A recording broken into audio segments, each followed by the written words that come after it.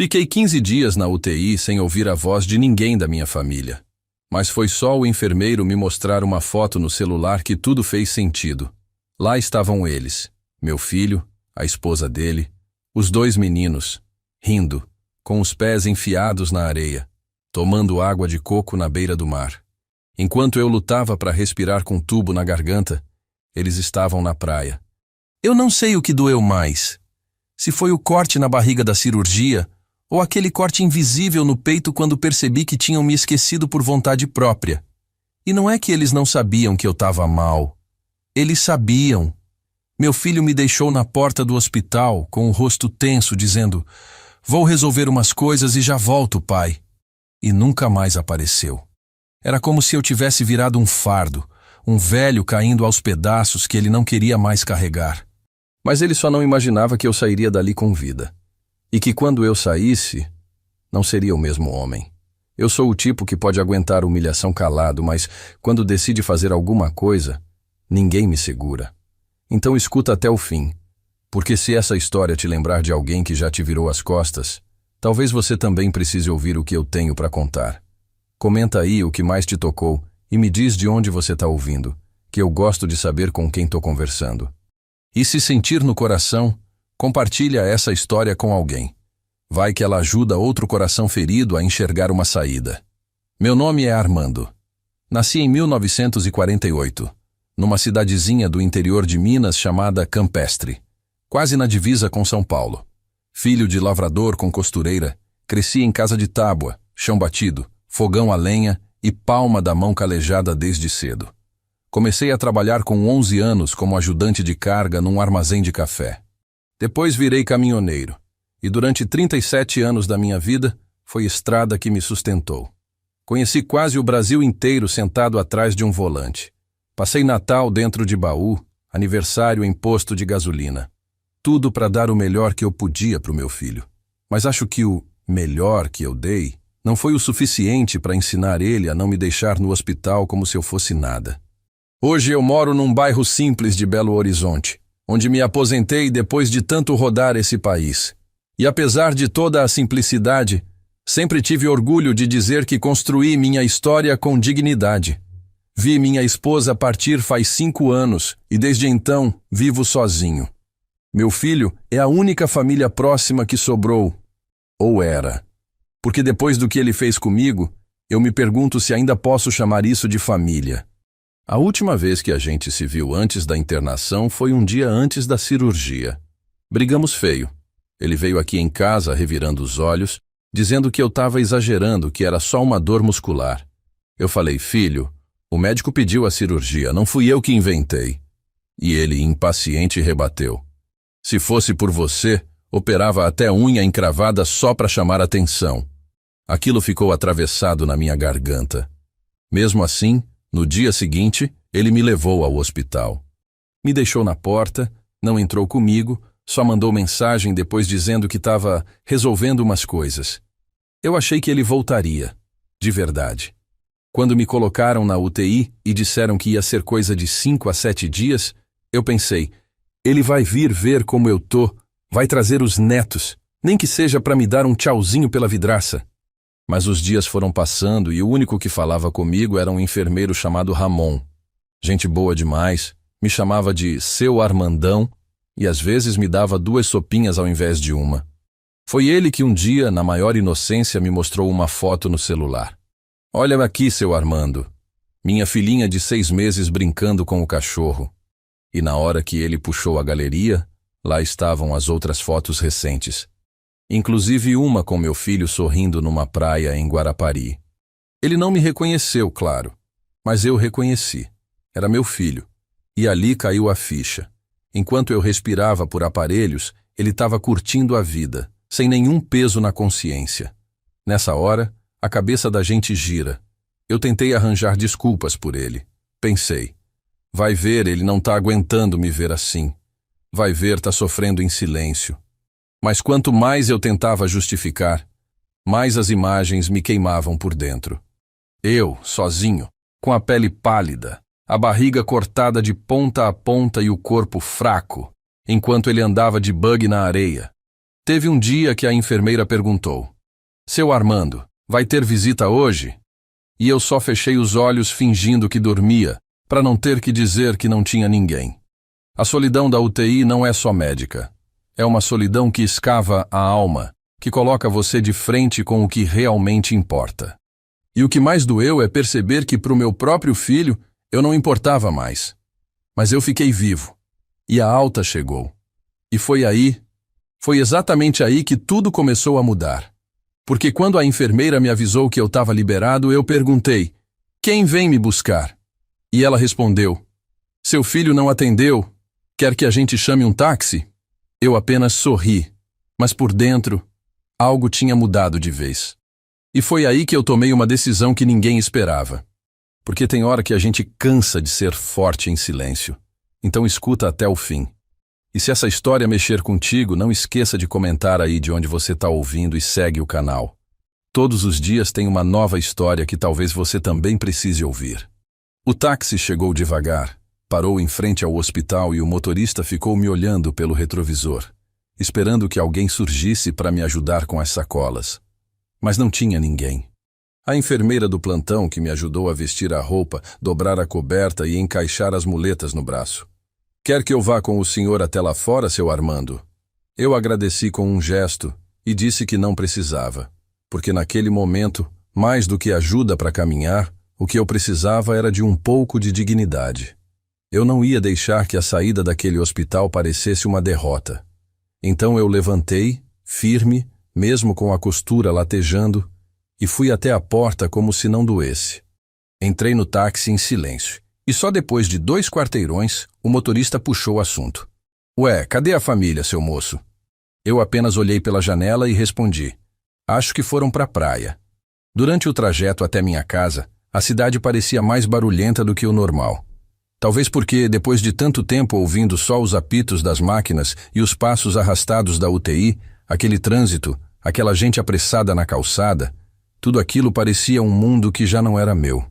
Eu me sentia deslocado, um homem fora do próprio tempo, voltando para casa não por recuperação, mas por abandono. Quando cheguei na porta da minha casa, olhei para o portão e pensei: será que vale a pena abrir? A chave estava comigo, mas o que pesava mais não era o molho no bolso.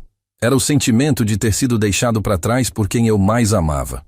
Quando entrei, a primeira coisa que senti foi o cheiro de casa fechada, o pó subindo da estante e o retrato da minha falecida esposa ainda sobre a televisão, como se ela me esperasse ali o tempo todo. Fiquei parado uns segundos encarando aquela foto. E falei sozinho, como quem fala com o tempo: você ia ficar tão decepcionada quanto eu, Zilda. Sentei na cadeira da cozinha e fiquei ali, quieto, por um bom tempo. Nenhum telefonema, nenhuma mensagem, nenhuma pergunta de: o senhor chegou bem, pai? Nada. Foi nesse silêncio que eu comecei a lembrar dos momentos em que fui presença. Eu lembrava do meu filho pequeno, sentado no banco do caminhão, com os olhos arregalados olhando para a estrada. Eu com medo, mas deixando ele ali do lado porque ele queria ver o mundo. Lembrei das noites em que dormia encostado no volante, debaixo de chuva, só para trazer presente no Natal.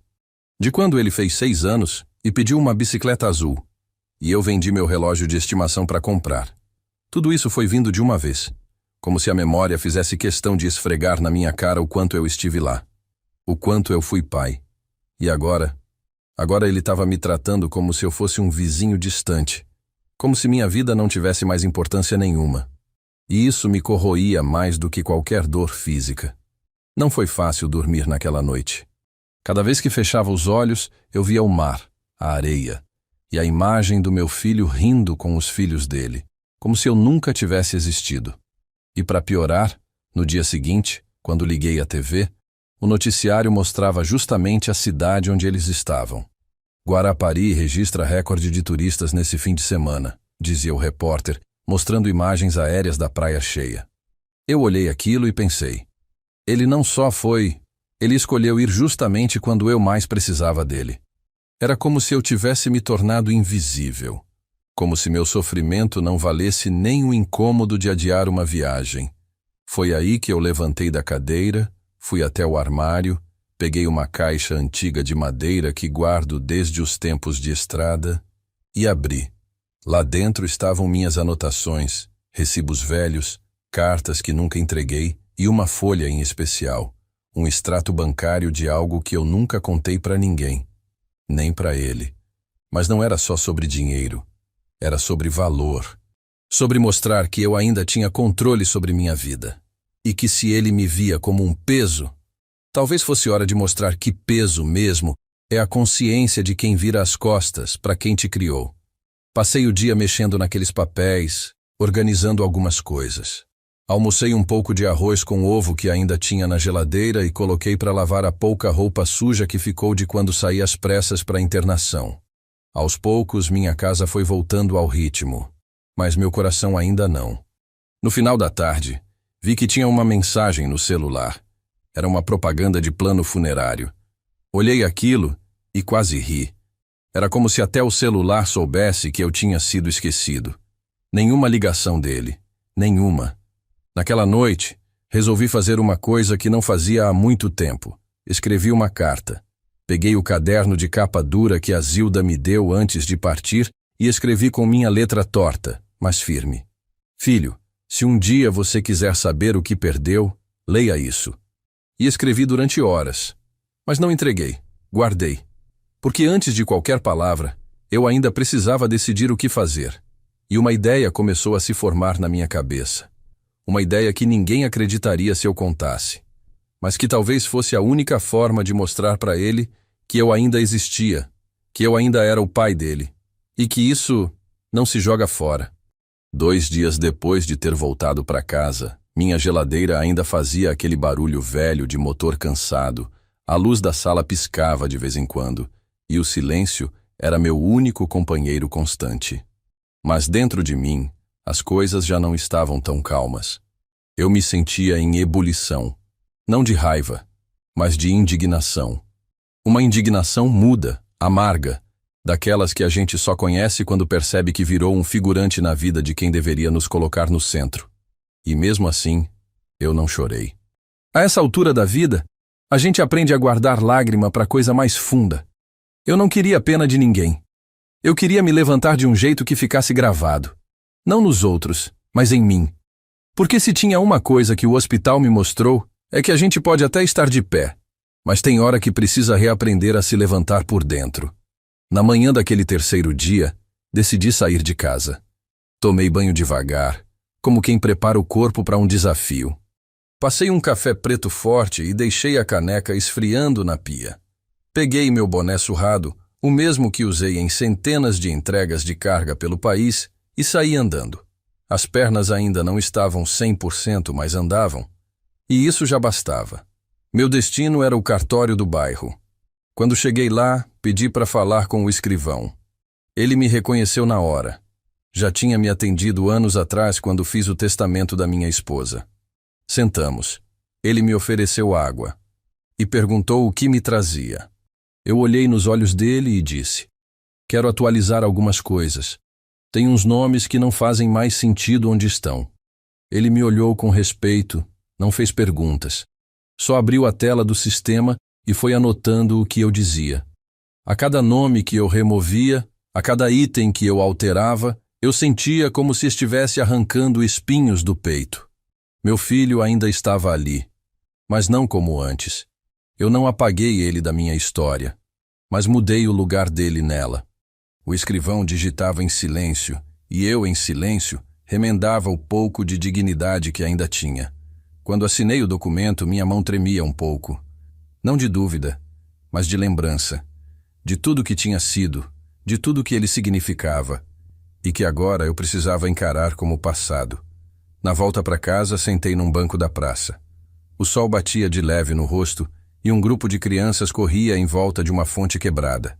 Vi um menino abraçar o avô e dar risada com ele.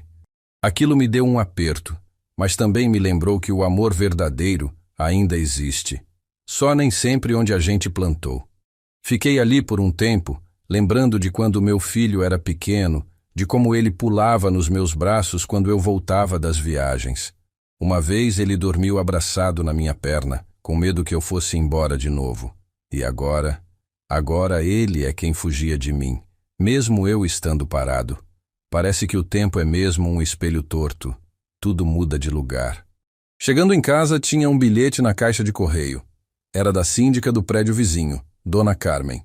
Dizia que o elevador deles tinha parado e que se eu visse um técnico no corredor, era normal.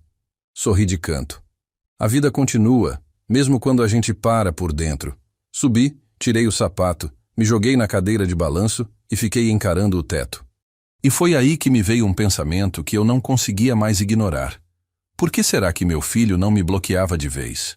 Porque mesmo sem falar comigo, ele ainda via meus status, ainda recebia as mensagens que eu mandava e nunca respondia. Era como se ele quisesse manter uma distância medida, nem perto, nem longe demais. E isso doía mais do que o abandono total, porque alimentava a esperança. Naquela mesma noite, resolvi fazer algo inesperado. Peguei meu caderno e escrevi uma segunda carta. Mas dessa vez não era para ele. Era para mim. Uma carta de despedida. Não da vida, mas da dependência emocional que eu ainda carregava dele. Escrevi tudo o que eu queria ouvir, tudo o que eu merecia escutar. E no final, assinei com meu nome completo. Armando Duarte de Souza. Homem inteiro mesmo sozinho. Fechei o caderno, beijei a capa e coloquei dentro da gaveta. Aquilo ali era meu recomeço, era meu renascimento. E foi naquela madrugada, ainda sem dormir, ouvindo o som de um gato miando no quintal, que uma ideia antiga voltou com força. Algo que eu deixei adormecido por anos, como quem enterra um sonho no fundo de uma gaveta. Mas agora, talvez fosse a hora. Porque se a vida me deixou sozinho, então que pelo menos eu fosse sozinho fazendo aquilo que um dia me fazia sorrir. E essa ideia, uma vez que acendeu, não me deixou mais em paz. Naquela semana, todos os meus dias começaram antes das 7. Meus vizinhos nem estranharam. Sempre fui do tipo madrugador, mas o motivo agora era outro. Eu não acordava mais porque o sono me abandonava, mas porque a vida me chamava de volta. Acordava, colocava o avental da Zilda, que guardei por todos esses anos dobradinho na primeira gaveta, e ia para a cozinha. A primeira leva foi de doce de leite. Fiz do jeito que meu pai me ensinou. Fogo baixo, paciência, colher de pau girando devagar até o cheiro tomar conta da casa. Quando acabou, olhei para a panela e senti uma alegria simples, daquela que a gente quase esquece que existe. Provei com o dedo, me emocionei. Não porque estava doce, mas porque estava vivo. E pela primeira vez em muito tempo, o que eu fazia com as mãos tinha sabor de futuro. Fui até o barracão do Elias no mesmo dia. O lugar estava empoeirado, cheio de ferramentas antigas, caixas de papelão rasgadas, um pedaço de madeira com pregos enferrujados, mas era perfeito. Tinha claridade, espaço e aquele cheiro de madeira velha que me lembrava a infância. Aquele barracão virou meu cantinho de reconstrução. Eu limpava, varria, arrumava, e toda vez que abria uma nova janela, era como se abrisse uma fresta dentro de mim também. Me sentia vivo, útil, de novo em pé. Montei minha pequena mesa de feira num canto, junto com as primeiras latas decoradas que reaproveitei com tecido, barbante e carinho. Era tudo improvisado, mas tinha alma. Fiz geleias de goiaba e abacaxi com hortelã, preparei sabão de coco como a Zilda fazia na bacia azul, cortei paninhos de prato com moldes antigos que encontrei no fundo de uma caixa. Costurei frases neles. Frases que diziam mais que conselhos, diziam verdade. Quem ama, cuida. Respeito não é favor. Família é quem fica. No sábado, acordei antes do sol. Levei quase 1 hora para carregar tudo até a praça da igreja. Montei a banca num canto, debaixo de uma árvore frondosa que me dava sombra e lembrança. Aquela era a mesma praça onde eu e a Zilda dançamos depois do casamento, debaixo de um lampião fraco, com amigos em volta batendo palma e jogando arroz. Agora, eu estava ali de novo, sozinho, mas não derrotado. A toalha xadrez, os potes organizados, os panos dobrados com cuidado. Levei 30 potes, 7 sabões, 8 panos. Era meu começo, ou talvez, meu renascimento. As primeiras pessoas passaram devagar, curiosas. Uma senhora de cabelo roxo perguntou se os doces eram mesmo artesanais. Dei um sorriso e disse: mais artesanal que isso, só se a vaca cozinhar comigo. Ela riu e comprou 2.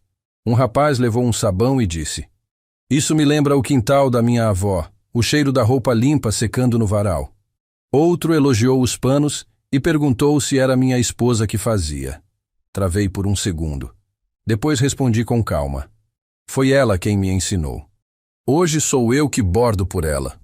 Cada conversa era um tijolinho sendo recolocado na minha parede interna. Gente que não me devia nada, me dando de volta o que eu já não esperava. Presença, escuta, reconhecimento. E o mais inesperado aconteceu perto do meio-dia. Um homem bem vestido, de uns 40 e poucos anos, parou na minha barraca, olhou os potes com atenção, depois me encarou e disse: o senhor é o Armando, não é? Eu assenti, curioso. Ele estendeu a mão. Meu pai falava muito do senhor. Disse que te conheceu na estrada, que você salvou ele uma vez de um acidente. O nome dele era Valtinho, caminhoneiro também. Lembra? Quando ele falou aquele nome, quase caí da cadeira. Lembrei sim. Valtinho era novato. Enroscou o caminhão numa curva molhada em Goiás. E eu fiquei 3 horas ajudando ele com a carga. Depois dormi dentro da boleia dele porque o meu motor não pegava mais. Nunca mais soube dele. O rapaz me contou que o pai já tinha partido, mas que sempre falava daquele dia como o momento em que descobriu o que era solidariedade. O senhor virou uma lenda lá em casa, ele disse sorrindo. Comprou 3 potes, um pano, um sabão e saiu emocionado. E eu chorei. Não ali, claro, mas depois, sozinho. Porque ali na rua, cercado de gente que nem meu nome sabia, eu me senti lembrado. Coisa que meu filho não tinha feito nem no hospital. Voltei para casa exausto, mas com o peito aceso. Me sentei na varanda com os pés descalços e o rosto queimado de sol. Vendi quase tudo. Mas o que me deixou mais feliz não foram os trocados no bolso. Foi o silêncio dentro de mim. Um silêncio bom, diferente do abandono. Era silêncio de missão cumprida. Silêncio de quem fez alguma coisa que presta. Dormi sem remédio, pela primeira vez desde a cirurgia. Acordei na madrugada só com o canto de um galo distante e o vento batendo na janela. E aí me peguei pensando, será que meu filho sabe disso tudo? Será que, lá de onde ele está, com os pés na areia e o coração distante, ele sente alguma coisa ao lembrar que o pai dele está vivo? Vivo de verdade? No domingo, arrumei tudo de novo e fui para a feirinha pela 2ª vez. O movimento era menor, mas as conversas foram maiores. Uma moça comprou um pano e disse que ia dar para a avó. Um senhor me chamou de doutor do doce e voltou só para dizer que minha geleia lembrava a infância dele em Lavras.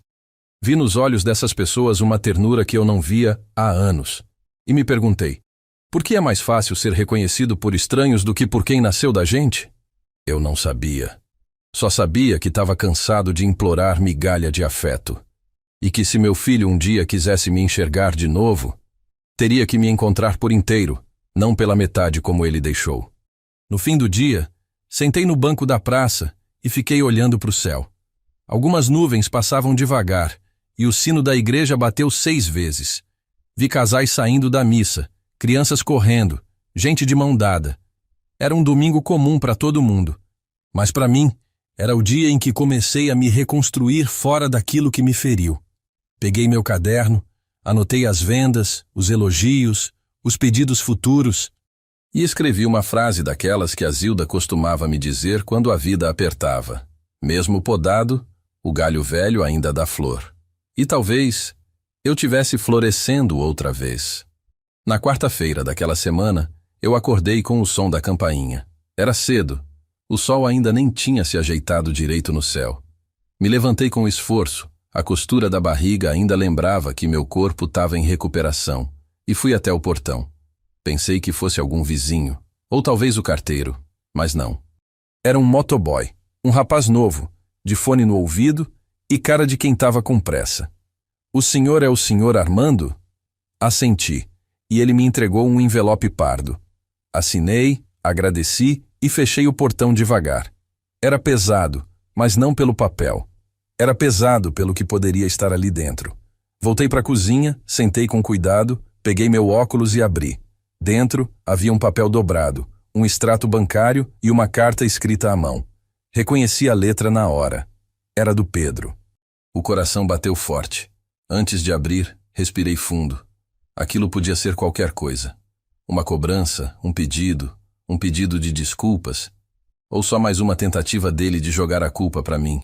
Abri. A carta era curta. Curta demais para quem ficou tanto tempo em silêncio. Ele começava dizendo que sabia que talvez fosse tarde demais, mas que queria explicar. Dizia que a viagem para a praia já estava paga, que as crianças estavam empolgadas e que ele não queria preocupar todo mundo com uma situação que provavelmente se resolveria sozinha. Sozinha. Essa palavra me cortou mais do que qualquer linha ali. Ele achou que eu me resolveria sozinho na UTI. Ele achou que deixar o pai dele num hospital era uma situação menor do que cancelar uma viagem. Continuei lendo. No final, ele dizia: "Espero que esteja melhor. Qualquer coisa me avisa." Mas não tinha assinatura, só o nome. Pedro. Frio, rápido, indireto. E junto, o extrato. Um depósito de R$ 300 na minha conta. Era como se quisesse lavar a culpa com dinheiro. Como se 3 notas de 100 fossem suficientes para cobrir uma ausência de 15 dias. Fechei o envelope, dobrei a carta e fiquei olhando para o nada. Não chorei, não xinguei, não fiz nada. Só fiquei ali, parado, com um gosto de nada na boca. Porque às vezes, a pior dor não é a ausência. É a tentativa fraca de consertar sem encarar o que se quebrou. Naquela tarde, não fui ao barracão. Não tive ânimo. Sentei na varanda e fiquei olhando os carros passarem. Lembrei do tempo em que eu achava que meu filho ia me superar em tudo. Que ele ia ser mais paciente, mais amoroso, mais presente. Lembrei de quando ele me dizia: "Pai, quando eu crescer, vou cuidar do senhor direitinho, viu?" E eu acreditava. A gente sempre acredita nos filhos. Mesmo quando eles crescem e viram estranhos. Mesmo quando a boca deles fala com uma frieza que a gente não reconhece. Porque por dentro, a gente ainda vê o menino deitado na nossa barriga, pedindo para não ir trabalhar. Peguei o celular e escrevi uma resposta. Demorei uns 20 minutos para montar. Apaguei e reescrevi várias vezes. No final, mandei só uma frase: "Tô melhor sim, não se preocupe", e desliguei o telefone. Naquele momento percebi que minha história com ele tinha mudado de fase. Já não era mais sobre ser aceito, sobre ter volta. Agora era sobre saber viver sem. Sobre construir meu mundo, mesmo que ele ficasse de fora.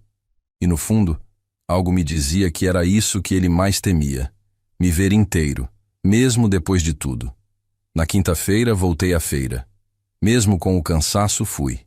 Precisava daquele contato. Daquele calor humano que só quem é esquecido sabe valorizar. As vendas foram boas. Um senhor comprou 5 sabões e me contou a história da esposa que lavava roupa na beira do rio em Mariana. Uma moça pegou 2 panos e pediu para eu bordar para minha mãe com amor no próximo. Fiquei de entregar no sábado. Isso me animou. Voltei para o barracão com o peito cheio e comecei a preparar mais doces. Fiz também uma nova frase para os panos. Uma que saiu do fundo da alma: "Quem some na dor não merece voltar no conforto." Não sei se alguém vai comprar. Mas precisava escrever isso, nem que fosse só para mim. No fim do dia recebi uma ligação. Era um número fixo. Atendi. Do outro lado, a voz do Elias: "Armando, tem alguém aqui querendo falar contigo. Diz que te conhece de muito tempo." Meu coração deu um salto. "Quem é?" perguntei. "Disse que é seu amigo de juventude, Mário, o da barbearia velha." Aquilo me pegou desprevenido. Mário era um amigo que eu não via há quase 30 anos. Tínhamos brigado por uma besteira no passado. Uma desavença boba por causa de um terreno mal resolvido da família da Zilda. Achei que nunca mais fosse ouvir falar dele. Mas agora, ele estava ali, perguntando por mim. Fui até lá no dia seguinte. Ele estava mais velho, mais curvado. Mas o olhar ainda era o mesmo. Quando me viu, abriu um sorriso sem graça e disse: "Demorei, né?" Eu ri. Antes tarde do que nunca. Nos sentamos, tomamos café. Relembramos histórias. Ele me pediu desculpas. Disse que sempre quis voltar atrás, mas teve vergonha. Falei que já tinha perdoado. E ali, entre memórias e risadas baixas, percebi uma coisa. A vida tem jeito de voltar em forma de reencontro. Mesmo que a gente ache que é tarde, às vezes ainda é tempo. E se tem uma coisa que a solidão me ensinou, é que às vezes a gente não precisa de muita gente, só das certas. E naquele momento, sentado ali com um velho amigo, pensei, se até um passado esquecido pode bater a porta, o futuro talvez ainda me reserve algo mais. Naquele domingo, logo depois da feira, eu estava terminando de empacotar os últimos potes de doce quando ouvi um barulho no portão. Achei que fosse vizinho, algum gato pulando no telhado, coisa comum por ali. Mas não era. Era ele, meu filho, Pedro. Estava parado ali meio sem jeito, com uma sacola na mão e o olhar baixo. Fazia semanas que não o via. A barba mais crescida, a camisa amassada, como se tivesse saído às pressas.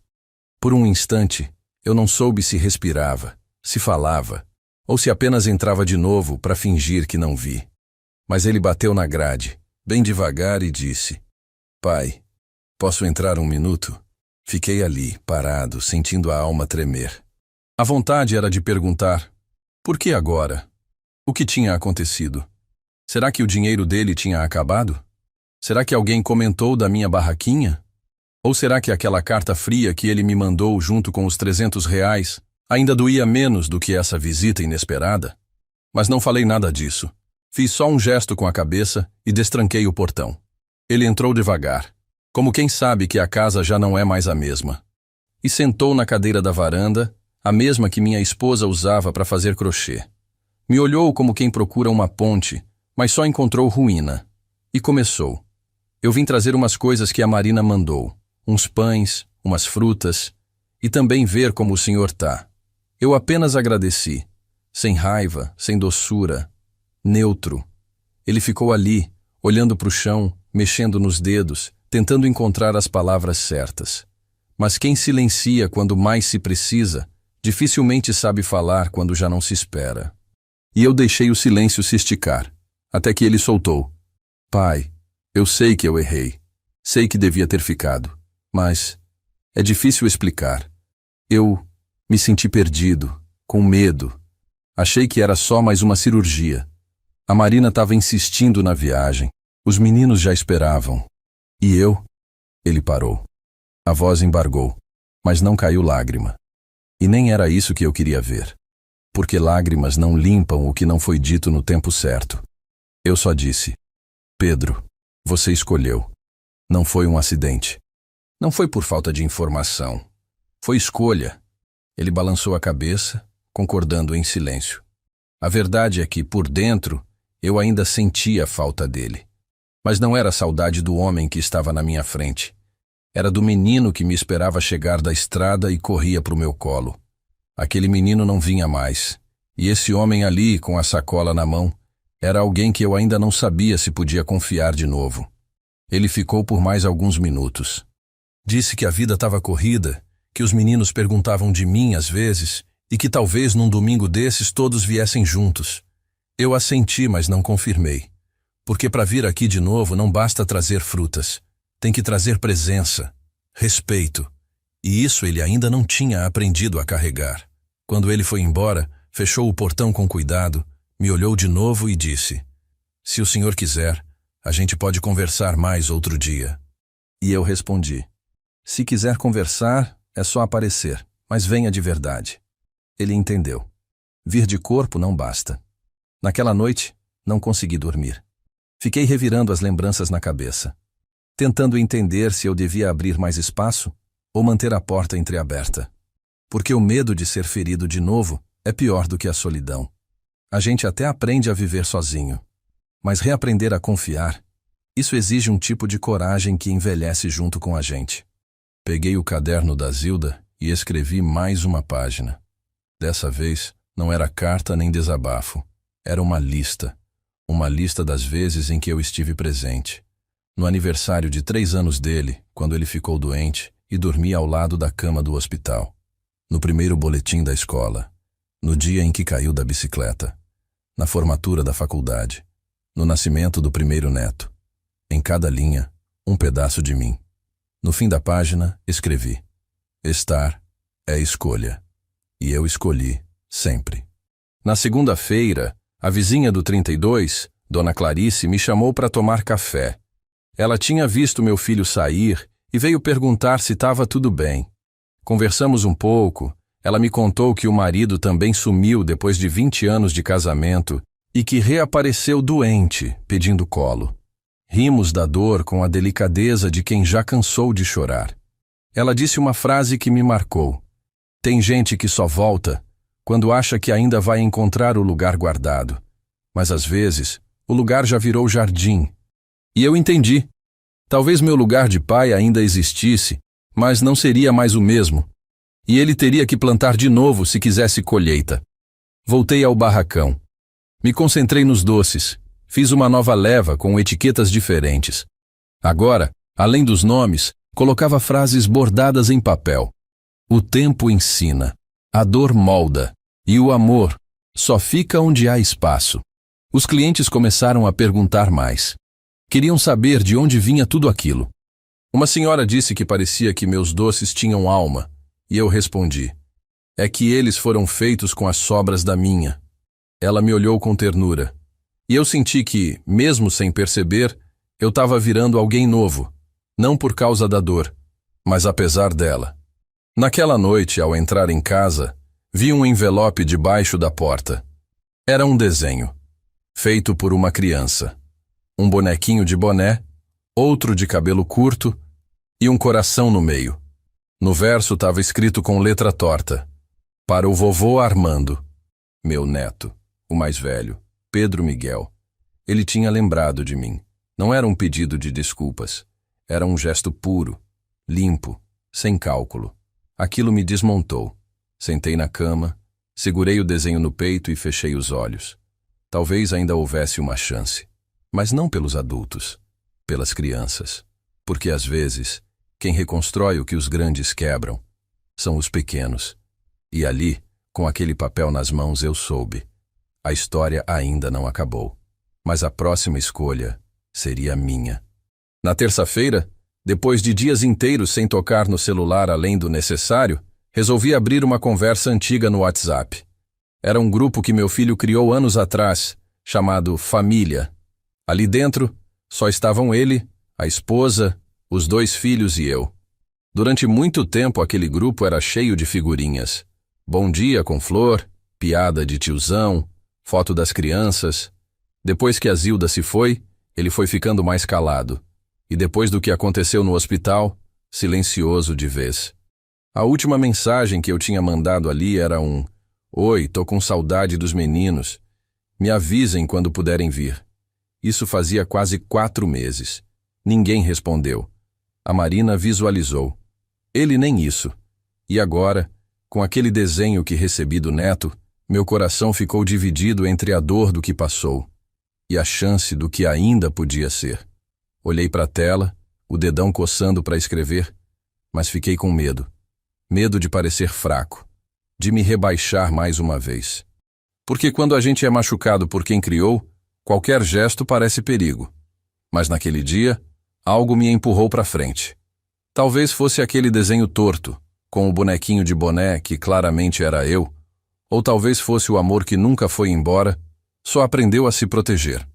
Escrevi: Miguel, recebi seu desenho. É a coisa mais bonita que ganhei esse ano. Vovô tá com saudade. E mandei no privado. Só para ele. Era a primeira vez que falava direto com o meu neto pelo celular. Não esperei resposta. Só deixei ali. Fechei o celular e fui pro barracão. Aquilo já virava quase um templo para mim. Entre as geleias, os panos, os potes de doce de leite, eu encontrava refúgio. E naquele dia, fiz algo diferente. Separei alguns itens, montei uma cesta pequena, simples, mas com tudo que tinha um pedaço meu. Um pano bordado com a frase: quem ama não esquece. 2 potes de doce com tampa de tecido vermelho, igual aos que a Zilda fazia no Natal. E uma cartinha escrita à mão, bem devagar, onde eu dizia: Miguel, essas coisas foram feitas por mim. Um dia, se seu pai deixar, quero te ensinar a fazer também. Fechei com cuidado, escrevi o nome dele na tampa e deixei separada. Talvez eu mesmo entregasse. Talvez não. Mas só de ter feito, já me senti mais inteiro.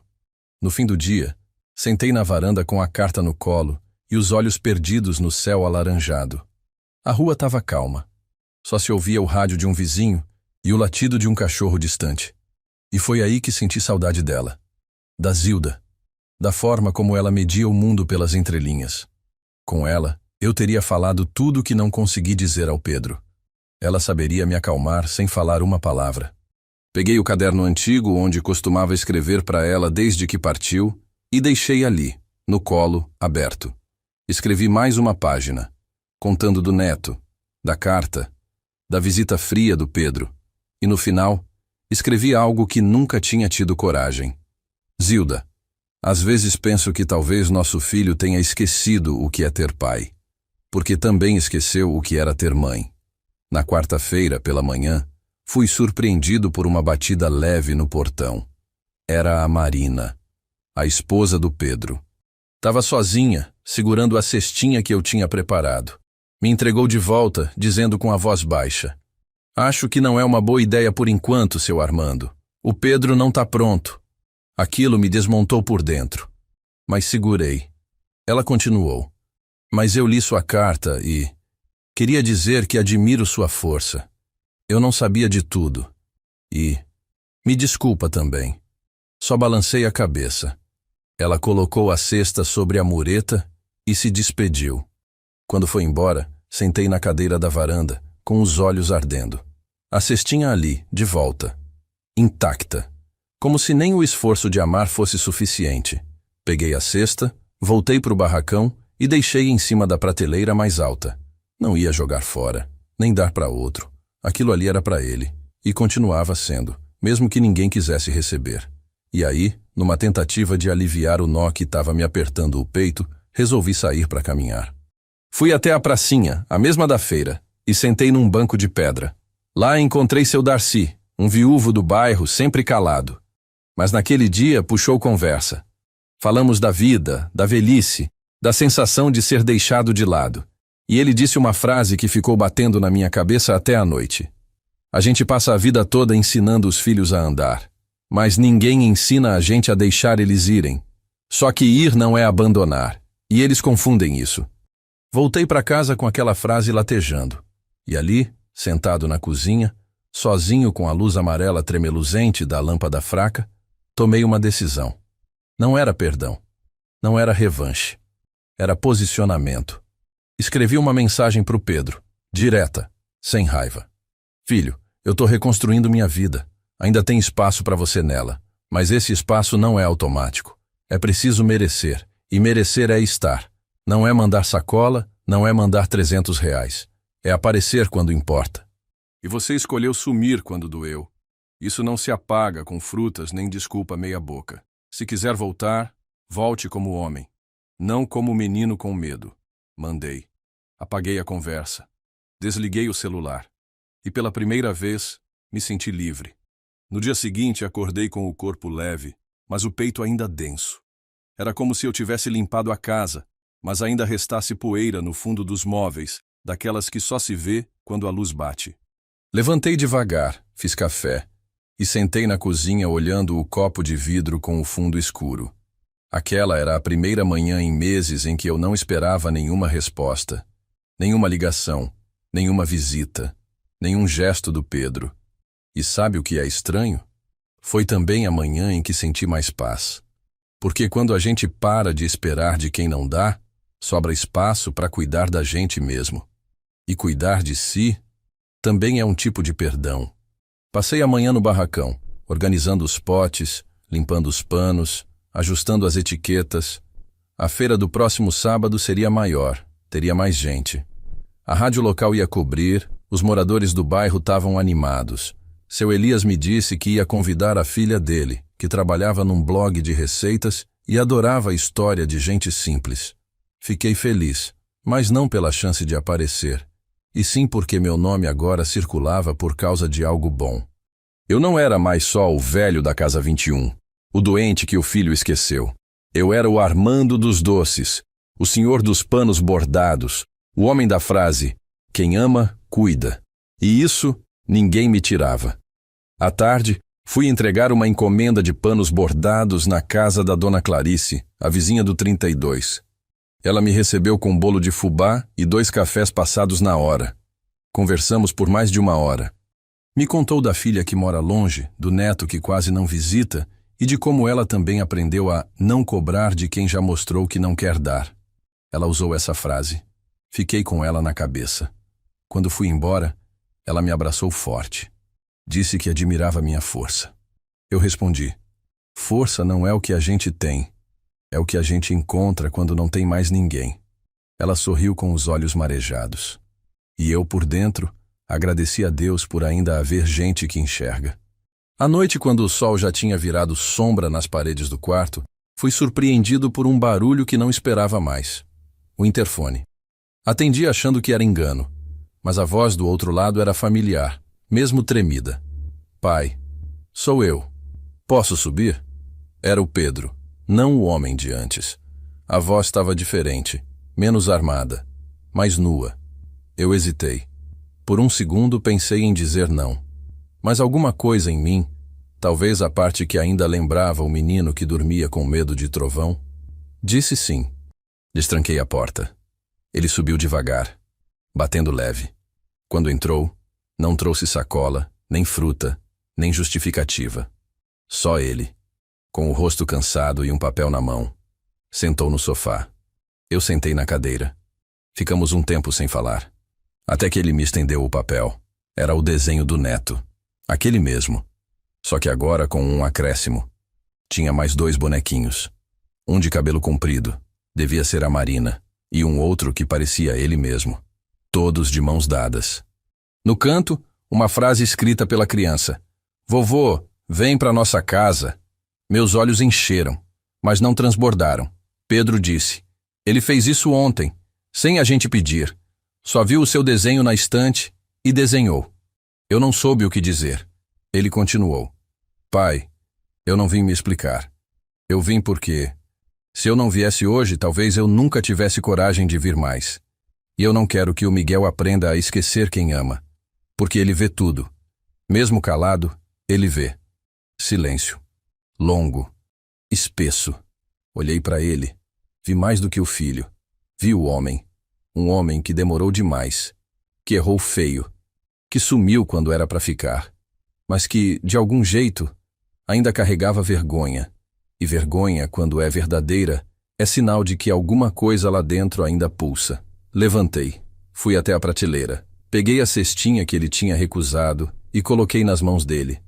Disse só, tenta de novo. Ele não respondeu, só assentiu e me abraçou. Não foi abraço de cena, foi abraço quebrado. Daqueles que dizem mais com a respiração do que com palavras. Ele foi embora logo depois. Não quis jantar. Disse que ia voltar com os meninos no sábado. Eu não respondi com promessa. Só disse, se vier, venha com tempo, porque agora sou eu que tenho história para contar. Ele sorriu. De verdade. Pela primeira vez desde, sei lá, anos. Naquela noite, escrevi no caderno da Zilda. Hoje, pela primeira vez, ele me ouviu sem se defender, e eu escutei sem me doer. Talvez seja isso que chamam de reconciliação, quando a gente começa a costurar o que foi rasgado, mas com linha nova. No sábado seguinte, acordei mais cedo do que o normal. Acordei antes do sol, antes dos pássaros, antes mesmo da dor na costura que costumava me lembrar de que o corpo já não era o mesmo. Mas naquele dia, o que me acordou não foi incômodo. Foi uma sensação esquisita, como se a vida tivesse me cutucado pelas costas e dito, vai, hoje é diferente. Levantei sem pressa. Tomei banho, vesti a camisa azul clara que a Zilda adorava em mim, aquela que ela dizia que me deixava com cara de homem decente, e fui para a cozinha. O cheiro do café se espalhou devagar, esquentando o ar da casa. E enquanto bebia devagar aquele café amargo e forte, eu reparei numa coisa. Pela primeira vez em muito tempo, eu não estava esperando ninguém. Mas por dentro, eu estava preparado para tudo. Organizei os potes, ajeitei os panos bordados, revisei as etiquetas com as frases que nasceram das minhas próprias dores. Tava tudo ali. Quem ama, cuida. O tempo ensina o que a pressa estraga. Não é a ausência que machuca, é o silêncio dela. Dobrei cada pano como quem dobra um pedaço da vida, coloquei na caixa e levei para o barracão. Antes das 7, já estava pronto para sair. E saí. A pé, como sempre, sentindo o chão debaixo dos pés. A praça da feira estava acordando. Os feirantes montando as bancas, a senhora do milho cozido já com a panela no fogo, os velhos do bar jogando dominó debaixo da árvore. Meu canto era o mesmo. E quando estendi a toalha xadrez sobre a mesa, eu senti. Ali era meu lugar. Um lugar que eu construí não porque me deram, mas porque eu me recusei a desabar. As primeiras horas foram como sempre. Gente passando, elogiando, comprando, perguntando as receitas, pedindo para reservar. Eu atendia com um sorriso discreto, mas com o peito cheio. Cada venda ali não era só dinheiro. Era uma confirmação de que eu ainda existia, que minha história valia, mesmo que tivesse sido jogada de lado por quem mais devia lembrar dela. Mas por volta das 10:30 da manhã eu vi. Vi de longe. Vinha caminhando pela calçada larga, devagar, sem pressa, mas com intenção. Era ele. O Pedro. E com ele, os 2 meninos, o Miguel e o Lucas. E a Marina, um pouco mais atrás, com as mãos ocupadas por uma sacola de pão de queijo. Vieram como quem não sabia se ia ser bem-vindo, mas decidiram tentar assim mesmo. Eu não reagi. Continuei ali, empacotando um pote, explicando o preço para uma senhora. Mas por dentro, minha alma inteira se virou para aquela cena. E quando eles chegaram perto, Miguel correu na frente. Me abraçou pelas pernas e disse: "Vovô, o papai disse que agora a gente pode vir sempre." Aquilo me pegou em cheio. Eu me abaixei, coloquei as mãos no rosto dele e disse: "Sempre que o coração quiser, meu filho, aqui tem espaço." Pedro me olhava com os olhos meio marejados, meio perdidos. Mas ele não tentou se explicar. Não tentou justificar nada.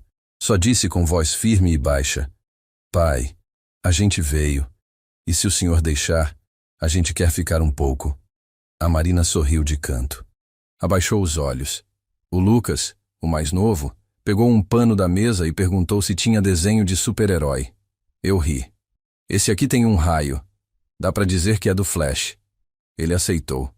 E ali, entre piadas simples e sorrisos tímidos, eles ficaram. Me ajudaram a vender. A Marina tirou fotos, colocou nas redes sociais. O Pedro ficou em pé do meu lado, sem muito o que dizer, mas presente. E pela primeira vez, em muito tempo, ele estava ali. E não era por obrigação, nem por conveniência. Era como quem finalmente entendeu que pai não é móvel, que não dá para empurrar para o canto quando incomoda. Ficaram ali até o final. Me ajudaram a desmontar a barraca, carregaram as caixas. Voltamos todos para casa caminhando, como nos velhos tempos.